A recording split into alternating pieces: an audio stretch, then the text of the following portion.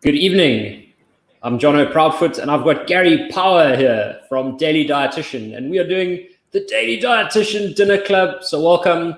If you're getting ready and you've got your box, get it out because we're going to prep this together and get cracking. How's it, Gary? How are you doing? Hi, Jonno. Thanks for having us back. Cold? New? Cold, eh? Yeah, it's freezing. As you know, I was dealing with some crazy hat hair just now, so I'm glad the beanie's been rinsed away. So before we start, for those of you who don't know what we're doing, this is the Daily Dietitian. There it is, Daily Dietitian. And Gary, you can tell us a little bit about what Dinner Club is, maybe what the dietitian does, and then what Dinner Club does. So as Daily Dietitian, the company started off providing specialized meals to every individual. So we've got clients across the spectrum, from someone who's just looking for a healthy meal solution from a day-to-day basis to clients with different specific needs and dietary requirements, depending on illnesses or chronic diseases, as well as clients recovering from sicknesses or operations, or we cater across the spectrum, and it's completely personalized. So it's calorie counted specific to your requirements and needs, and we also take into account, if you don't like raw tomatoes, you don't get raw tomatoes. Dinner Club is a product that was born out of necessity.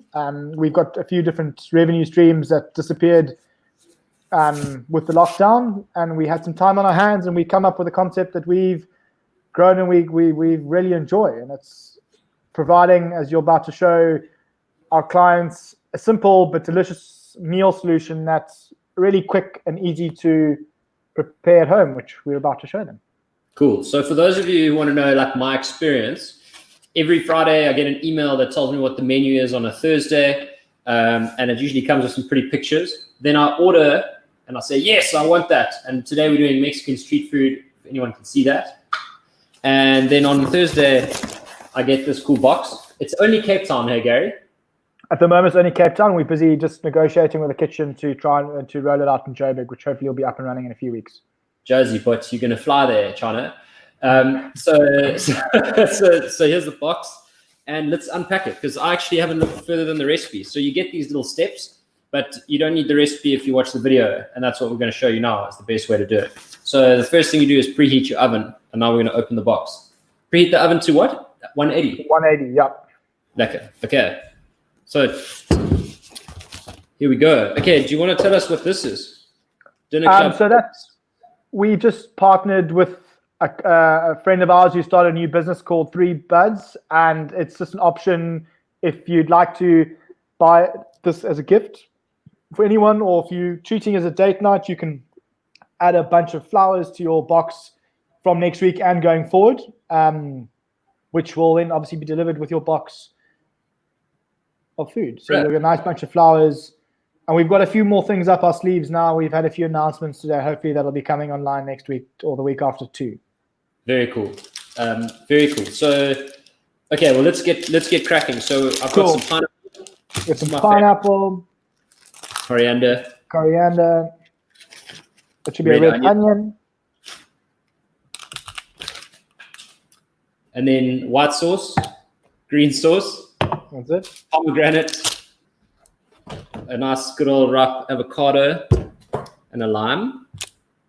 And then 2 mealies.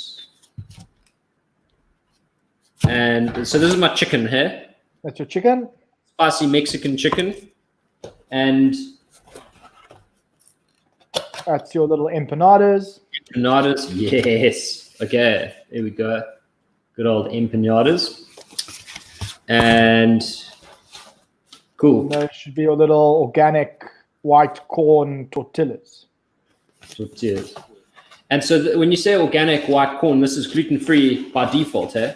That's gluten-free. Not by default, by design, I would say. Okay, cool. Yeah. Wow, these are cool. Sure. Okay. So what first? Okay, so I think the first thing that's probably going to take the longest is we need to pop our empanadas in the oven, because those are going to take 15 to also 20 minutes just to bake and get nice and crisp. Okay. So I'm just giving it a splash of oil. I know that you said earlier that you actually did yours without oil. Yeah, so there is a butter based pastry. So it didn't stick, but I think as you're doing there, it's always doubling up, making sure it doesn't stick to the tray. Okay. And I will add that I don't eat gluten, and I have been really impressed. Every week you guys do a special little gluten-free number for me, and it's always proper. It's like I don't feel like I'm ordering from the special menu at all. So yeah, we do, as I said, we cater for vegetarians, vegans, low carb, gluten-free, dairy-free.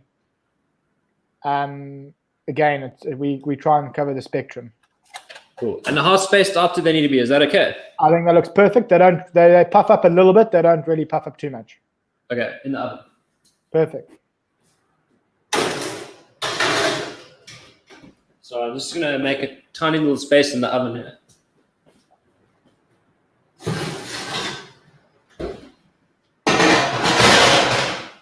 Okay, I'm back.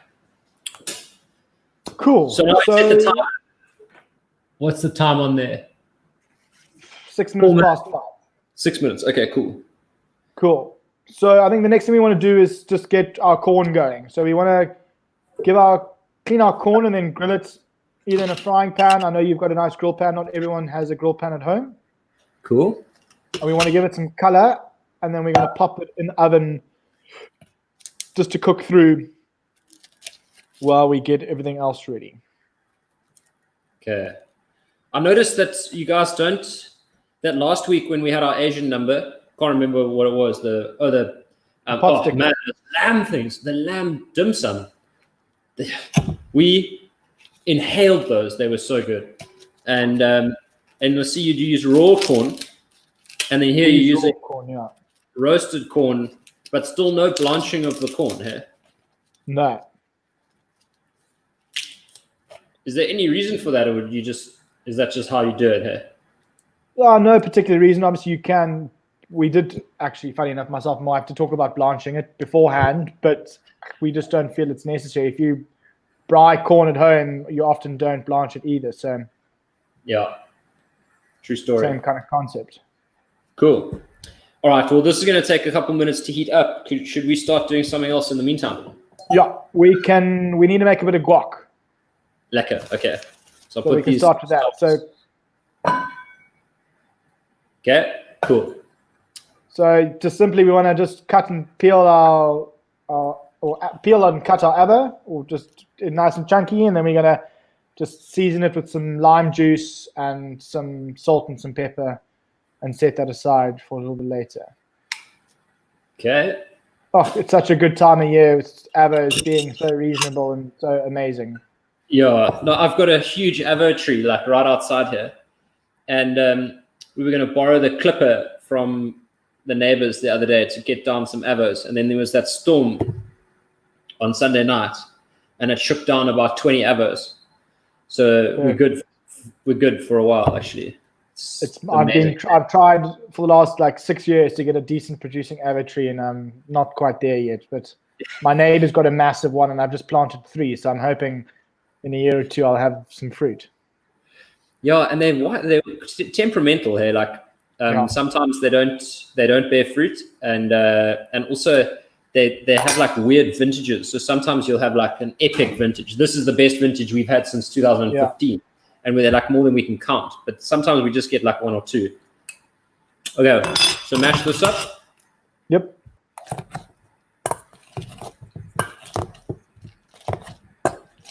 You see, I got all my gear this time. Last week I basically had nothing. Well done. Okay, so now red onion. Here.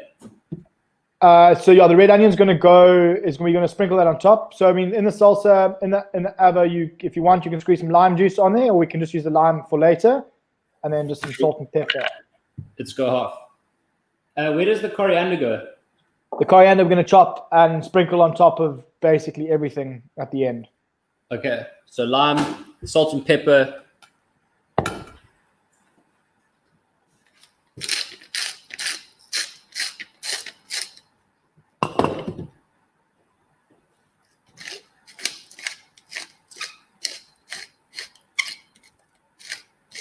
So I'll never forget, the first avo I ever ate. was there was guys doing like building down the road from my house, and I was like 5 years old, and I like just walked out of my house and down the road to the building site and into their little hut, and these oaks were eating, like these builders who was like, I didn't know, were eating an avocado like on their lunch break, and I sat with the builders clapping an avo, and eventually one of my parents like ran out into the street trying to found me hanging with like 6 builders on site, smashing their avo. Okay, so here we go. Cool, perfect. Good. Okay. Cool. So then we need to slice our red onion and dice our pineapple. Is that hot? Cool. It's hot-ish. Okay, slice the red onion. Dice the red onion. Either depends how lazy or how energetic you're feeling, but thinly sliced will work. I'm feeling pretty motivated for it. Do we want it like fine, hey? Yeah, we can do fine.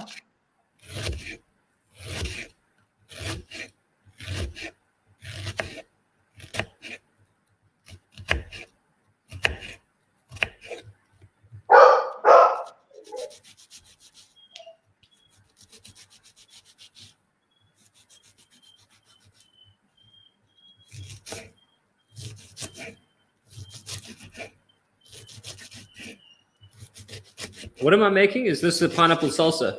Yeah, it's a little salsa we're going to sprinkle on top of the tostadas. What's your favorite burger topping? Oof. Avo and a bit of really good quality melted cheddar. A good strong cheddar, hey? Yeah, and it's got it, for me, the melting part's essential. Yeah. Because every now and again, I wouldn't mind a little piece of bacon, but just an avo and cheese for me is, unbeatable. Awesome. Okay, so now I'm going to take the skin off this guy. Yeah, we need to just peel that guy and then just dice him. Am I taking the core off, or are you going to leave it in there? We can trim the core slightly so it's not too woody. I'm not emotional about it. I'm just wondering what you'd like everyone else to do. I think most chefs would say take a bit of the core out, but okay. Some people at home might say that's a bit of a waste. Yeah. So we get some color on that guy. A little bit, yeah. I think probably you might actually find it does better in a frying pan actually after all my troubles. I might just switch over. But for now, that's fine. Okay, so I'll take a little bit of core off. I actually eat the core. I don't mind it. I also eat the core. I'm the same. Yeah. What knives? Some purists might disagree with us. Yeah. Well, it's going to do better in my stomach than in the compost heap. So. For sure. And others are still. Pineapples are still pretty expensive at the moment. Hopefully from Monday they'll come down in price. Are they a winter fruit? You can get them almost all year round at the moment. Well, you generally can, but I think with all the local beer making, the home brews, I think that's the demand is shot through the roof. But it's of course now that we know we're allowed to go and purchase and replenish our drink supply as of Monday. I think people might slow down on demand. That's hilarious. Yeah, of course. I remember when we used to make pineapple anything at a restaurant, the staff used to come and grab the skins. And so they would just take like water and sugar and yeast and then mix it together and drop the pineapple skins in there. And that would make pineapple beer. Most of my staff do the same thing, actually. Well, one of my staff does it. Well, it's still a vibe. Yeah. I've done that with kombucha, by the way. It works really well.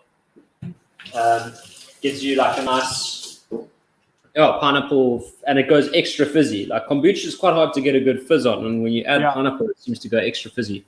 Okay, getting some color. I think I'm going to get another pan hot. I've got to get a pan hot to toast these, eh?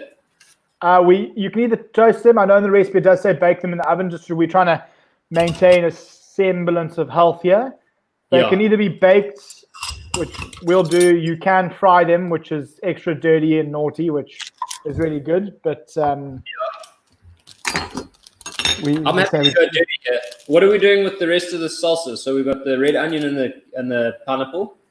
Yeah, and then that's kind of, we're going to sprinkle that out, and we've also got your pomegranate seeds that are going to add to it, and some chopped coriander. Okay.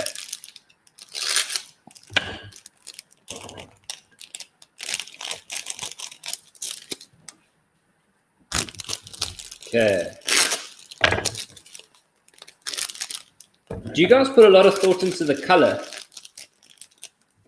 Well, yeah, so obviously color is quite important, texture, and I spoke about this last week. I'm a huge texture addict. I love crisp and crunchy. I'm not a big fan of massive amounts of soft and sloppy.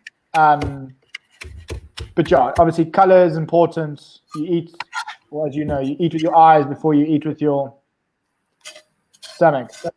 Yeah. Color. Oh, this is good. Okay, and then is that it? And then I mix it around. And we're going to have a good mix. Salt and pepper. And that's it. And can I put like a squirt of olive oil in here, or would you prefer it like? You can if you'd like. Or is that the green sauce is for?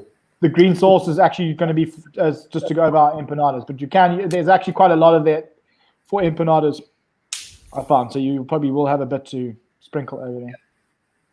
All right, well, I'm going to leave it like that and then just mix it up.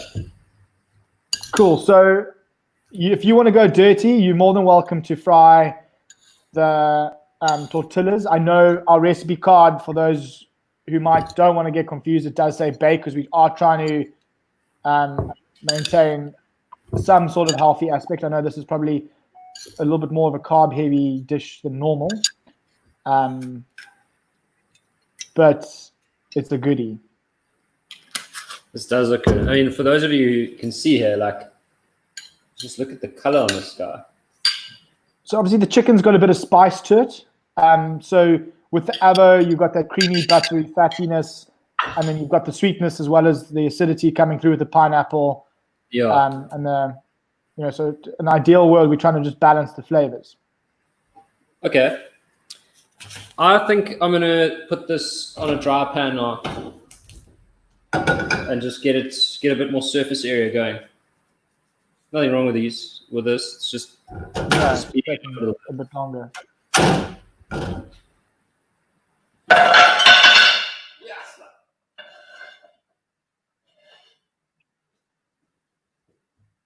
Because the only things we really need to do, Jonno, is obviously just finish our mealies and then bake or fry our tortillas and then cook. The last thing we want to do is cook our chicken and then assemble. Cool. And if you want, you can pop a little oil in there. Yeah. Just one little line on each one.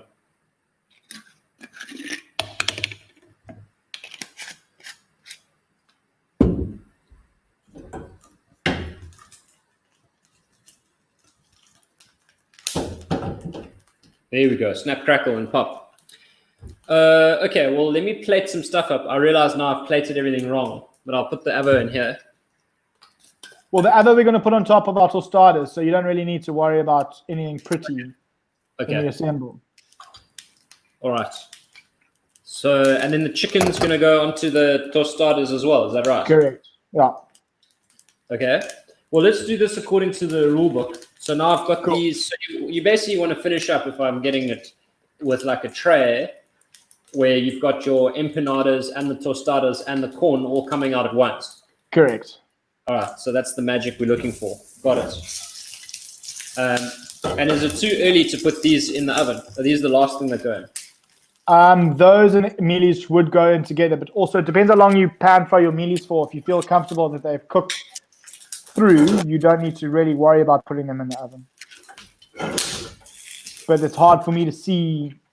Yeah. Okay. Well, so these are going to be cooked through, like.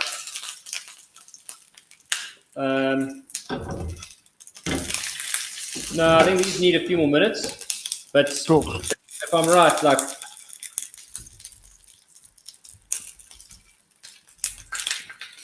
I mean, I saw the one in the photo, and it's got like loads of color, and it looks glorious. So let's try and gun for then that. let's just get the tortillas in the oven then, so they can get crisp. And then I reckon by the time that's crisp, our empanadas are baked through.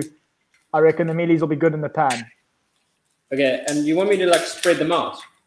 Yeah. So we need to unpack them so individually, and then they're going to crisp up. We ideally want them to be like really crisp, like a nice flat, crispy goodness. Okay. Oh.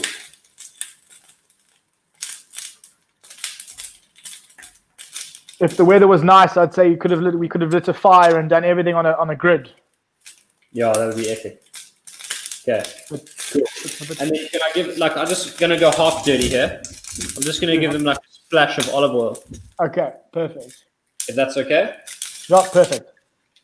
As I said, I like to go full dirty too, but we maintain some health aspects. Sort of elements of health. There we go. This now is looking good. Now we're getting some color. Okay. So just so you know, that's kind of what we're going for. Little sprinkling of olive oil. It's hardly just a splash. It's quite generous.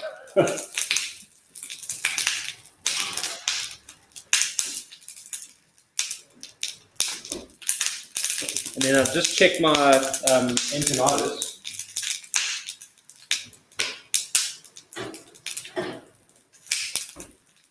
Empanadas are looking like this at the moment.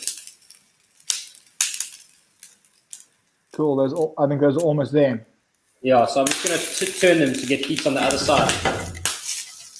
Maybe now that these corn are done, chuck the corn in there too. Yeah. Yeah. Okay, let's take that off the heat. Woo.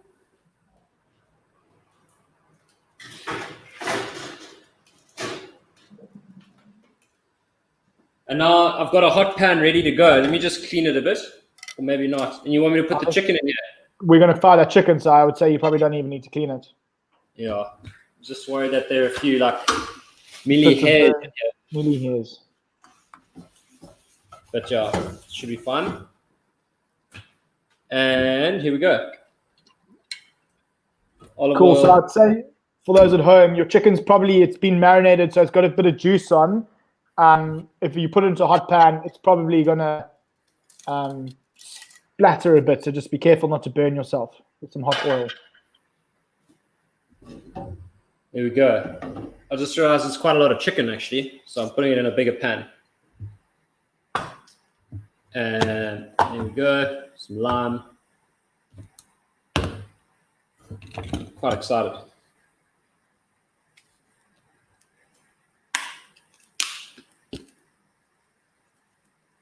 What did you put in the marinade? Or maybe I will ask you to sell your secrets for free, but like what? It's actually really simple. So unless you're dairy free, we marinate a lot of our chicken in yogurt. The lactic acid in yogurt really makes your chicken go nice and soft and tender.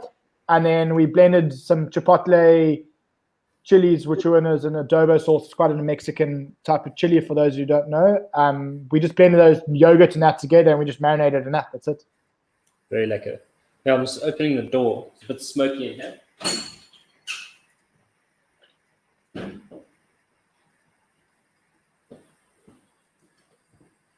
It's like stormy. Okay, let's check.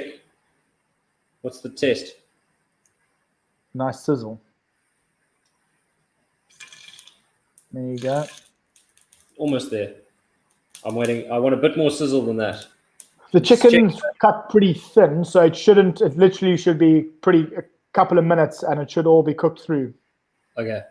All right. And you want me to just chuck it in one shot? Yeah, if you're happy that the pan's big enough, I reckon it should be good.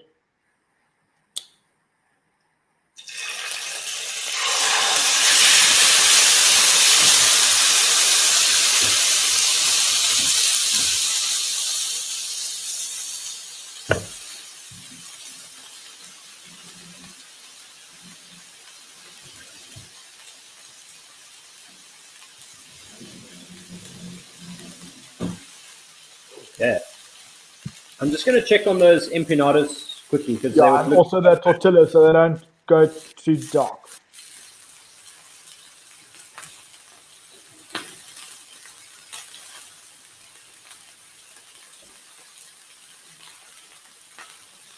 There we go. Perfect.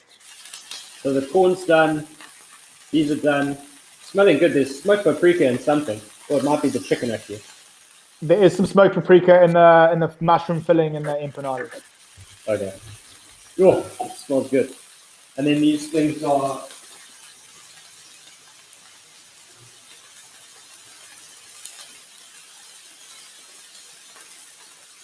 These are still quite soft.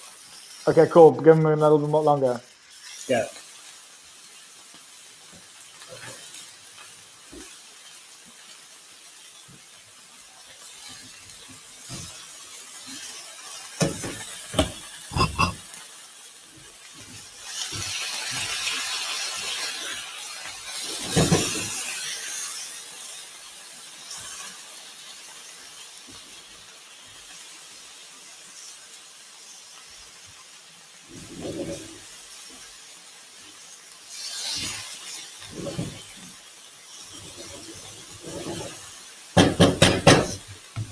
Yeah.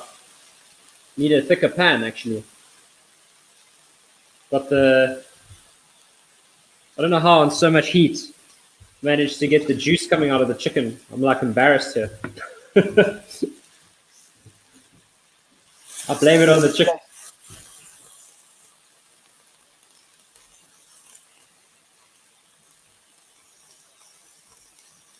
Yeah, we're looking good here on the chicken front, by the way. Cool.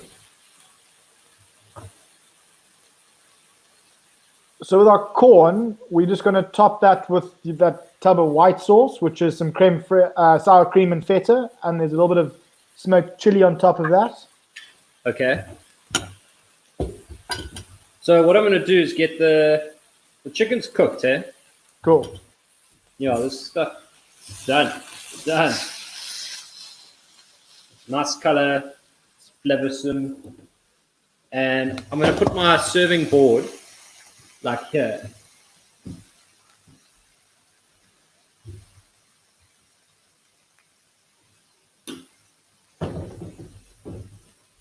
To make this Mexican scenario, okay? Just like you did in the picture. That's it. All right, so what's first? The empanadas. Yeah, so you can put the empanadas on there if you'd like, and then you can either top it with your salsa verde, or you can put the salsa verde in a little dipping bowl, so you can dip in it.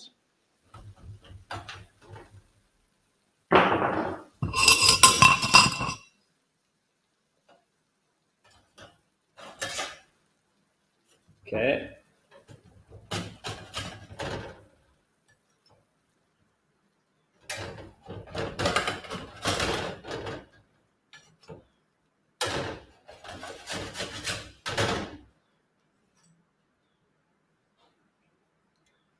For those of you who can't see, you can see the top shot anyway.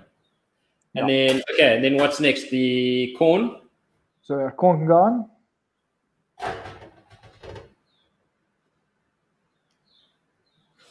Cool. And then let's get these tostadas. Yeah, these are looking nice and toasty, by the way. They're like, I know you can't see, but they're like crispy and a little bit greasy and delicious. So I might just dab one of them dry because it didn't have any greaseproof paper underneath them. But there are no problems here. I can tell you that is going to be delicious. John, I think maybe for now, top. We can make one up, and then you guys can enjoy the rest for when you're ready. Yeah, sure. Okay. So let's instead of having to do all four now, it's up to you. Okay. Well, here's 1, 2, 3, 4.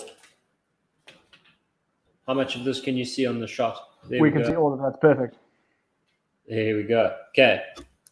So chicken first, hey? It's up to you. So I think in the photo we did put the avo on the bottom, and then I think the chicken, and then the salsa. Yeah.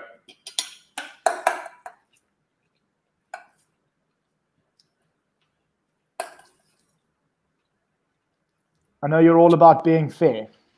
Yeah, fairness is key. Never let people make their own stuff.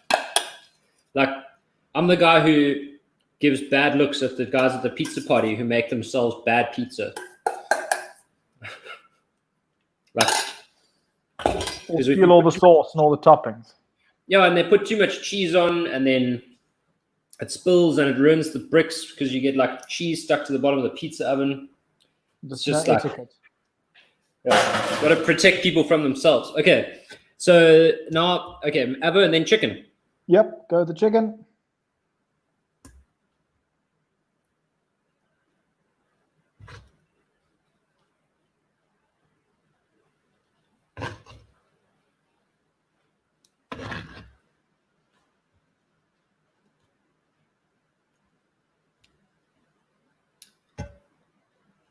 Lots of chicken. Okay.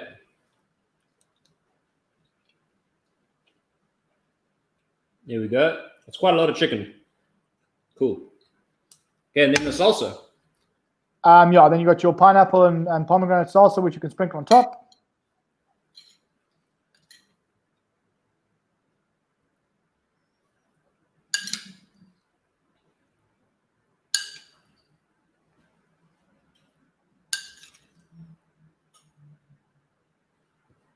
Sweet. And you can use your last bit of lime to give it an extra bit of zhuzh. Little zing.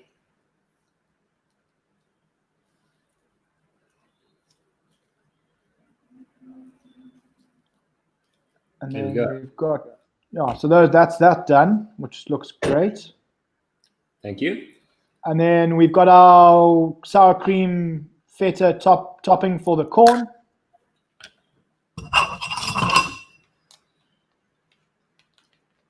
So what you say, is this like whipped feta and sour cream together?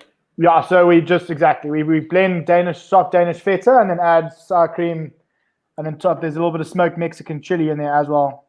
Oh, so good. I'm going to do one because Kate doesn't eat dairy. She'll just have to ignore the yogurt on chicken.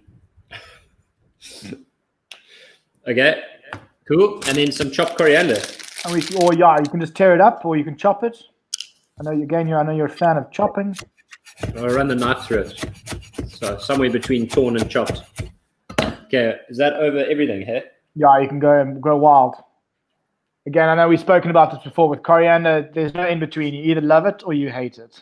Yeah. Well, we love it. Yeah, we love it too. And then you said the green sauce goes on the empanadas. With the empanadas, yeah. Okay.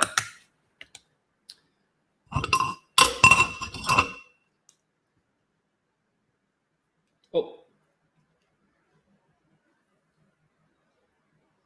What's the green sauce about? It's just again something fresh. It's our take on a variation of salsa verde. It's got mint and basil and coriander and lemon juice and garlic and olive oil. So, for those of you who can't actually see it, check this out. Delish. Whoa! Almost lost a corn there. But that is, it's like the, look at that. That is so great. Thanks, cool. Jonno. Thanks, man. That's amazing. This is delicious. I can't wait to smash this in my face. Well, so let's close off properly, Gary. Everyone's going to want to order next week. You don't know. You're keeping the announcement a secret, okay? Yeah, it'll go live tomorrow morning. We've done it before and it was very popular, so I'm sure it'll be popular again. But great, and they check that out at dailydietitian.com or .co.za. And on Instagram, if you're on a mailer, you'll get a mail tomorrow morning with options. And obviously next week, hopefully we'll have an extra bottle or two available to be ordered with your box. And if you'd like some flowers as a gift for that special someone too. Lekker. And I missed that, but I think I know what you said. Someone texted me and for some reason my Bluetooth's linked to the speaker. So I think I know what you said, but that's great. And yeah, have a lekker evening, everyone. Cool. And I hope you enjoy your Mexican dinner club. I certainly will. See you soon. Bye. Thanks, Jonno. Cheers. Cheers.